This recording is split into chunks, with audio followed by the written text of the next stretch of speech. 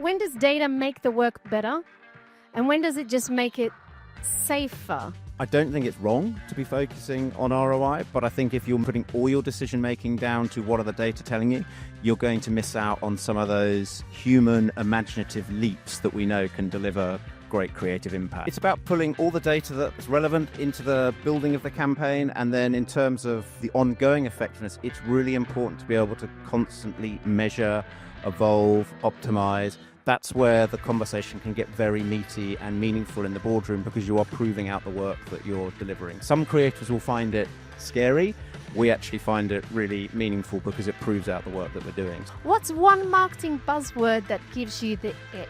Amazing we haven't talked about AI this whole time. Well, I've tried to avoid it, but it's a great big elephant sitting in the corner of the room. What can humans come up with next? And what can AI help get us there? And how can that make brands stand out more than ever? Hi and welcome to the CMO Office Podcast. This is the first time we've done it live. It's normally filmed in Singapore, so I'm very excited. And it's partly because we're taking over the Clear Haze House at South by Southwest. My name is Nikki Taylor. I'm the Marketing Director for Analytic Partners, and I'm your host today on the podcast. And I have the very talented Toby, the very talented First fact-checking is required on that point. Well, I have some facts on that. But Toby Aldred, who's the Managing Director for Saatchi Saatchi, and he just picked up, here's the fact for you, he just picked up 8 Effies last week. Big congrats on that. Thank you very much. Well done. And in this candid conversation, we'll explore the intersection of creativity and commerciality, how brand builders are navigating the data demand, the fragmented attention, and the pressure to perform now but build later. So it's what happens when we have bold ideas, but we start having to have proof points behind them. So we're going to jump straight in, Toby. Let's go for it. And the 8 Effies in one night, creative comeback, or is it proof that your strategy is getting sharper? Probably a bit of both. Okay. Thank you for the shout out on the 8 Effies there. We're obsessed by results, and I think there's absolutely there should be an expectation that your creative agencies are obsessed by results. It's why we build our own effectiveness practice to ensure that even when we are pitching bold pieces of creative, they're always underlined by the effectiveness and the impact they're going to have. Advertising agencies, I always think it's a good reminder to give to the team. Advertising agencies are absolutely founded to help build brands and grow brands.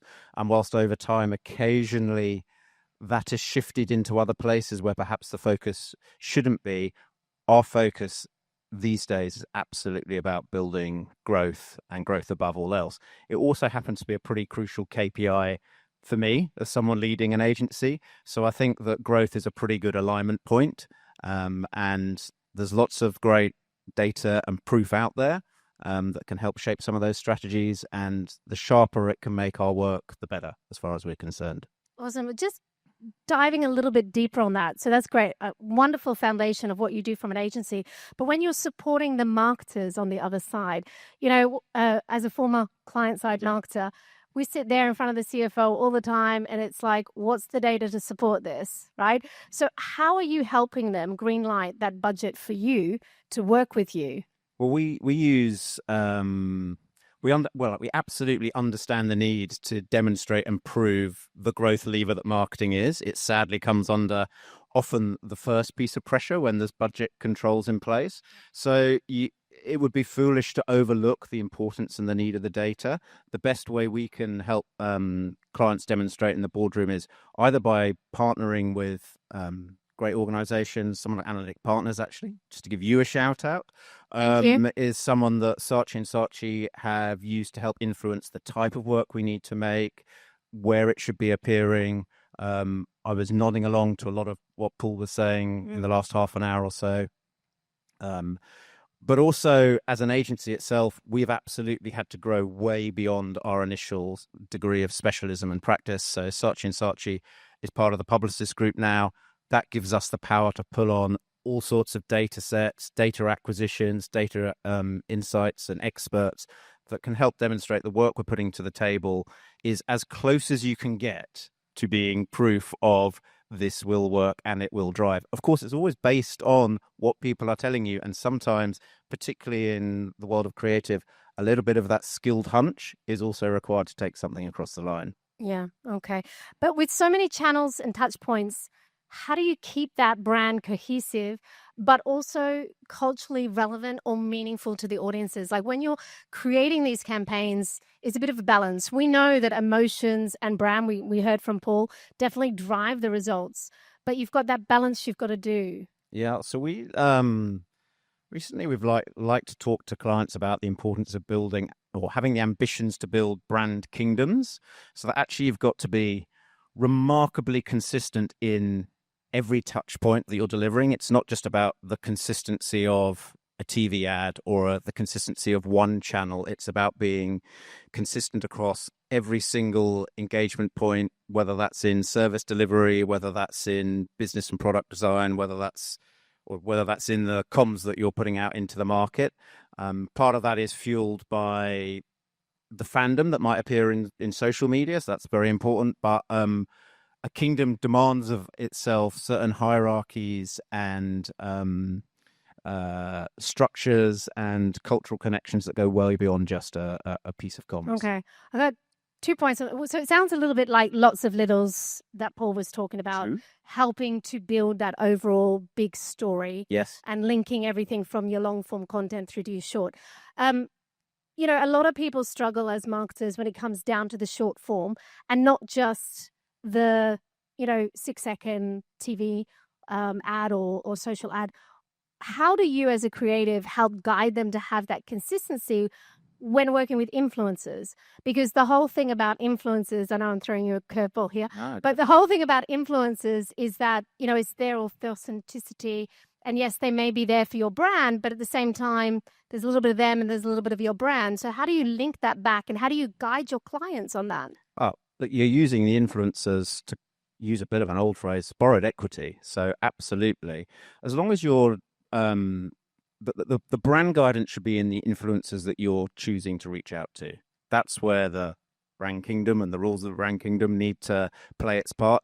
Then you are making the active choice to hand it over to them, and you are driving fandom, love, engagement for the brand through the use of that borrowed equity of influencers, which are incredibly powerful and potent. But if you can give them the broad structures of why the brand should appeal to them, you then have to take off the guardrails and let them run with it. That's the medium. Okay, sounds good. I agree. I mean, you do. But now I'm going to switch gears and I want to know a little bit beyond the transactional, beyond the selling your product. On the client side, you've got product team, everyone coming to you, sell my products. We heard a lot from Paul there about what happens if you push the sub-brands and the halo effect and stuff like that. So how do you think and how have you worked on building really great brands that last the test of time when you also have short-term metrics and budget to make work, really? I wish there was one silver bullet for that. You've got to pull it back to the crossover between the brand truth and the human insights. Why the brand should mean something to the audience, and then you've got to have really clear rules, structures, rituals in place that mean whether you're spitting out a 6-second, a static, a long form piece of communications, they're all coming from the same and entertaining place.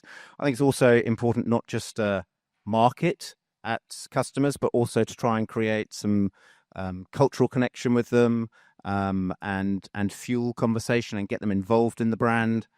One really interesting example we did recently was with Heineken, big global beer brand. Not that popular in Australia. The awareness is actually slightly low. We talked about it having a lack of tap talkability. So in that instance, we invited Australians to rename Heineken at the tap, literally changing out the branding at the taps and on the bottles to all the different nicknames that Australians give a beer, whether it's a Mount Frothiosco or a Donald Brewman or partnering with Daniel Ricciardo to create a Daniel Ricciardo range. It was an opportunity for the brand to actually interact in culture and deliver the message in a slightly different way. Okay, interesting. But let's get real. When does data make the work better? And when does it just make it safer? There is a risk it can make the work safer. Look, there's loads of great data out there. I think we'd have said data has always been at the heart of a great creative idea because it's just been the data of a human insight. It's just there's way more of it now. There's some really cracking first party, third party data that can help fuel cultural insights, behavioral insights. That's really exciting and that's really important. There's loads of great data from the likes of yourselves that can help influence where and when the work should be being seen. There's data that can help guide, are we getting the right value for money with the media that we're buying? There's data that you can use through creative testing, which helps call out and guide the work. All of those are important foundations, but ultimately you've got to make the leap that's the human connection, and that will be about guiding, finding the crossover between human insight and a brand truth. Okay, so the brand truth and the cultural relevancy. I'll use an example, which is Arnott's, and so a campaign we created for them around life's little moments, and the human insight around that was around the importance and the premium we place on the small moments of connection in our life. Popping over to see the neighbour, sharing a cup of tea with your mum, all these things particularly were fueled by lockdown, but actually are truisms throughout life. And Arnott's had a very natural role there because a lot of these little interactions are done over a little bite of a biscuit or a cup of tea, something like that. All we had to do in terms of the leaping was just writing relatable, humorous, emotional, tiny little moments in life that we could all relate to. And that's a great example of where the campaign has spoken out to a broad audience because of it. Nice example. So I want to dive into a couple of the winners from last week. Yeah. So I know Hilux, and also you touched on Arnott's, but you can give me another one as well. A lot of them were very data driven because you had the effectiveness award from them. Yes. So how on earth did you turn the spreadsheet of all the data and the cultural insights and everything that you have? How did you really take that and make it award-winning creative? Well, I suppose we've touched on this a bit already. A lot of the data insights that you're pulling can help sharpen what your behavioral insights might be that you're gonna spring off. Ultimately, you are still going to go to you're going to require great creative minds and artists to turn that into a story that connects at a human level and is emotional and engaging. And the best place to find those people is still in creative agencies, not data hubs. And fortunately, quite a lot of them work at Saatchi Saatchi or want to work at Saatchi Saatchi. So it's about pulling all the data that's relevant into the building of the campaign. And then in terms of the ongoing effectiveness, it's really important to be able to constantly measure, evolve, optimize. That's where the conversation can get very meaty and meaningful in the boardroom because you are proving out the work that you're delivering. So we always encourage, although data can often, some creators will find it scary, we actually find it really meaningful because it proves out the work that we're doing. So we would always encourage clients to look carefully at the data. Can you share some of those meaningful, meaty conversations you had with the data and the CFOs, how they went? The CMO Office is brought to you by Analytic Partners, the global leader in marketing mix modeling and commercial analytics, which turns data into expertise to help marketers make an impact in the C-suite. What kind of impact? Last year, every dollar spent on Analytic Partners, we returned $70 in incremental revenue. Find out more at analyticpartners.com. I'm interested. I mean, I've had my own, but I'm interested to hear what you had. I think they can sometimes believe that they are the one source of truth. So it's useful for all parties to see things from another point of view. And actually, if you can show that you've put the robustness into it, use third parties that can demonstrate again and again that this is not your own skewed in-house data. This is actually data that's measurable. Mixed media modeling is really good because it can pull in the actual measure of marketing to the effectiveness. Credibility, unbiased credibility. Yes, correct. And that's why we are such strong supporters of the Effie Awards as well, because it gives credibility to the work that we're doing. And we want to grow as an industry as well. Exactly. No, I love that. Again, are marketers really overcorrecting? Are we chasing ROI too much? Have we lost our nerve to be a little bit risky in brand building? Um, Are we not brand building enough? I know like there's a range of spectrum, and, Yeah. and you know, Paul spoke a lot about he'll stop talking about creative wear, and when people actually realize that they need to do creative wear in, are we chasing too many performance metrics? Are we not giving creative enough credit yet? Well, to the previous answer, it's really important that we are demonstrating that the work we do is a real growth lever, because it often falls first when times are a bit tough and budgets need to be tightened. So It does. it's really, really important that we are able to demonstrate that beyond just brand metrics. So brand metrics are often very important because they're driving the work through the funnel. If we're still allowed to talk in funnels. So I don't think it's wrong to be focusing on ROI, but I think if you're putting all your decision making down to what are the data telling you, you're going to miss out on some of those human imaginative leaps that we know can deliver great creative impact. So it's about using it to help guide. It's about using it to help prove. It's not about using it to make every single decision. Okay. And on the podcast, I always like to simplify things because we have a range of audience from, you know, beginner marketers right through to CMOs. So if they don't have a big budget and can't afford Saatchi and Saatchi, or they don't have marketing mix modeling, you talked about brand cues that they should be looking at, some data points. What would be those data points you'd recommend that they should be leveraging when they're thinking that through to make their case, to get the budget to have Saatchi and Saatchi? We have clients of all shapes and sizes. All are welcome. Look, there's a series of very accessible and open source tools that any client, no matter how small, can get hold of in terms of Google Analytical tools or open source tools. Get your hands on what you can. When it costs to employ creative agencies, it costs to employ data analytical agencies. Make your choices.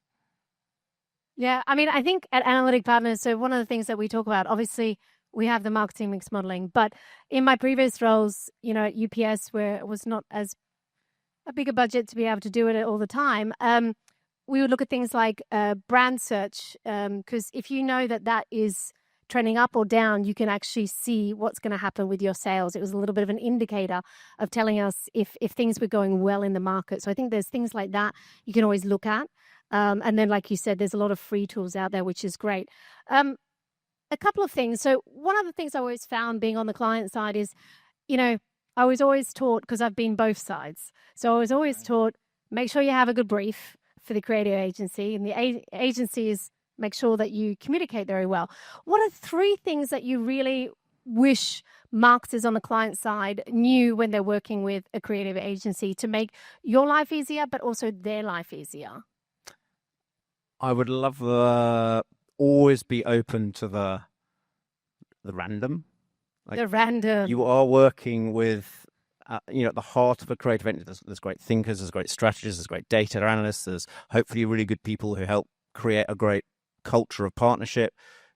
The creatives are artists. They want to breathe themselves into their work. So have an allowance for that. Don't get frustrated by it. Would be my first point. So always be open to the unexpected that may come out of a brief. Openness, yes, I like that. That would be point 1. Can you openness, but they can challenge, right?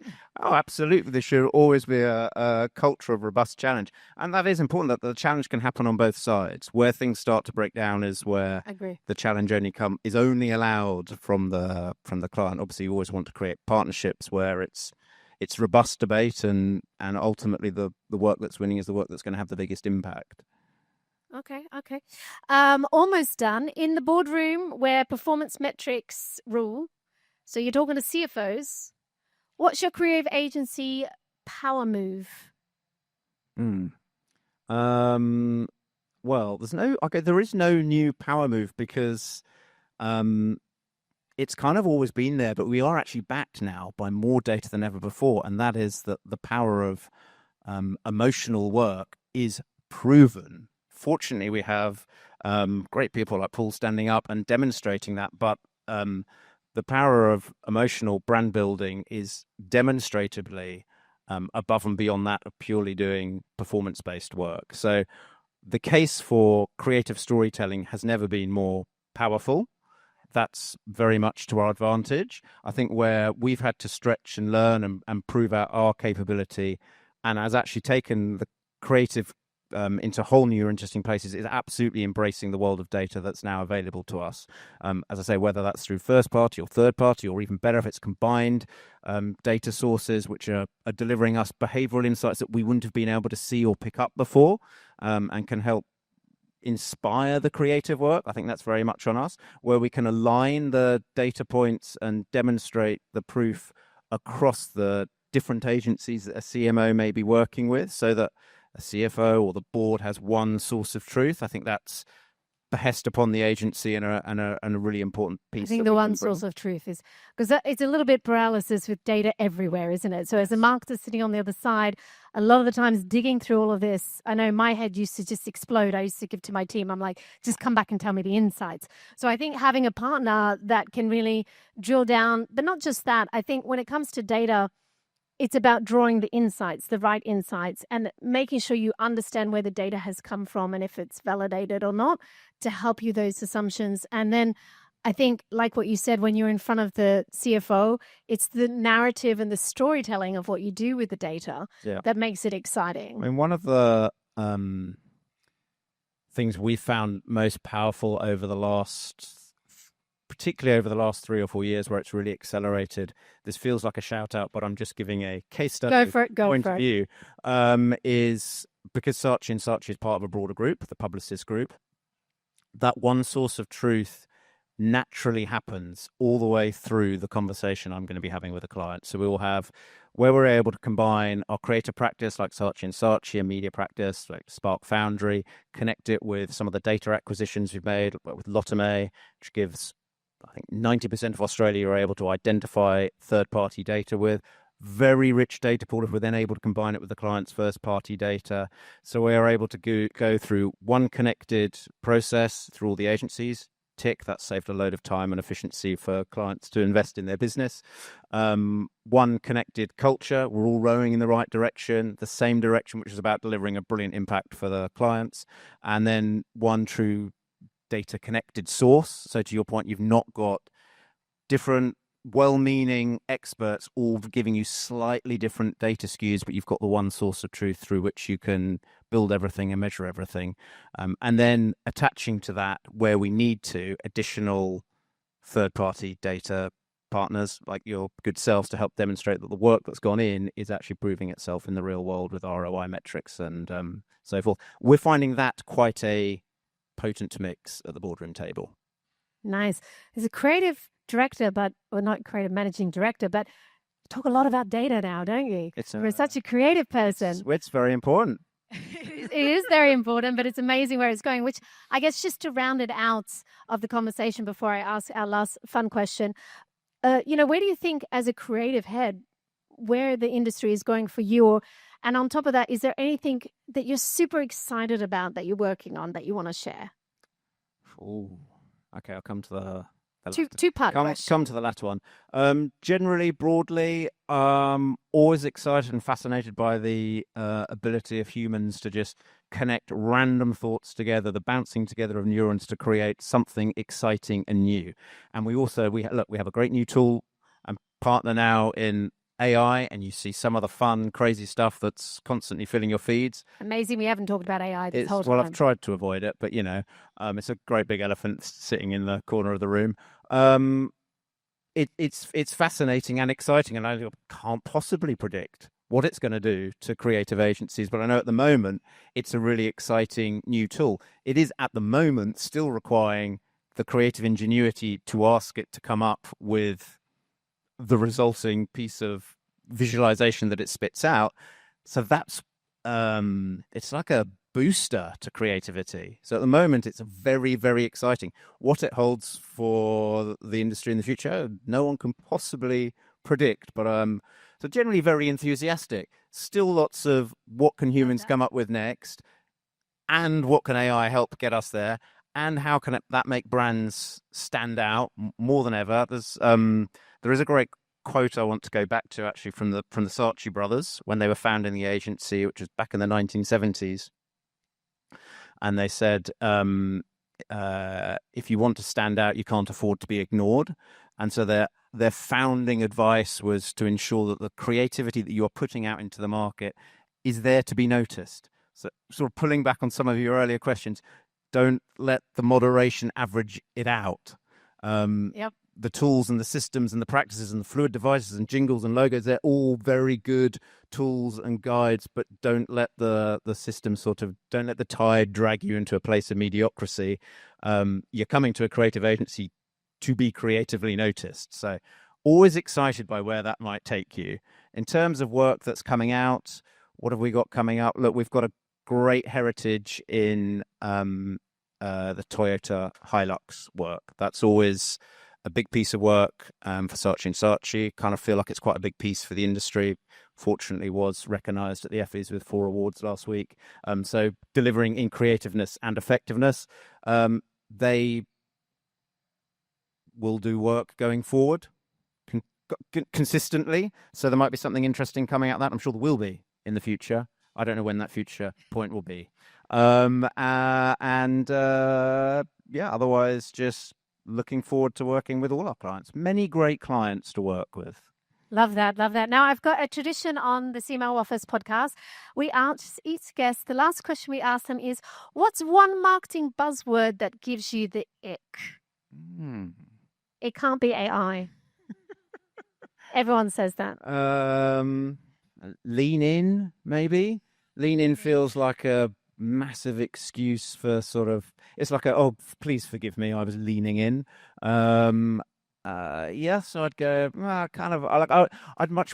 Saatchi Saatchi, I would demand more original thought, and I think leaning in creativity is the exact opposite where we want to go. We want to lean out, we want to be sharp, we want to be noticed, we want to be elbows out, that's why I'm lean in. Lean in would be the one. Lean in. Okay, awesome. Well, thank you, everybody, for listening. And for those that are watching, thank you for watching the CMO Office. You can subscribe to the-cmo-office.com. We're also on Apple or Spotify. Before I close out, if anybody has any questions for the talented Toby, you can raise your hand and we're happy to answer them. Otherwise, we'll let you grab a coffee. I'm just fascinated. What are the AI tools that are your go-to tools that you're using at the moment? Interesting. It's a good, like all the ones you would think. We have we have like a toolbox called Sandpitch, or is it Sandbox? I never quite remember the correct phrase, but pretty much all the AI tools you could think of, from your ChatGPTs down through to all the main platforms that have the same sort of slight learned language models. You're a ChatGPT or a Claude person? I use ChatGPT quite a lot. A lot on in the past, art directors would have scamped things, everything. A lot of stuff's now visualized through at an early development stage through AIs, or it's also quite useful for developing work that's needed for research. You'd use ChatGPT, like I say, it's like a bouncing partner, just like we all would when we're wanting to have some fun as well. All manner of AI used in the data practices that we have as well. But yeah, probably for me, I'm a ChatGPT guy. So, version 5. I mean, that's a great question. And I'm assuming through our conversation is the ideation that you're really leveraging it at the moment. We'd use it as a early brainstorming partner. Yep.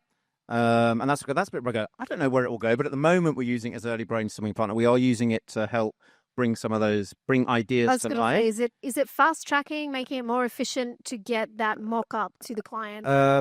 See? So there's areas where it is about speed, and it would help us bring some of those things to life. I suppose it's still, for us, it's still not trumping creative and human original thought, but it's a really interesting partner. All right. Well, thank you so much for listening to the first live CMO podcast. My name's Nikki Taylor. Tune in to next time. Thank you. Cheers. Thanks, Toby. Pleasure.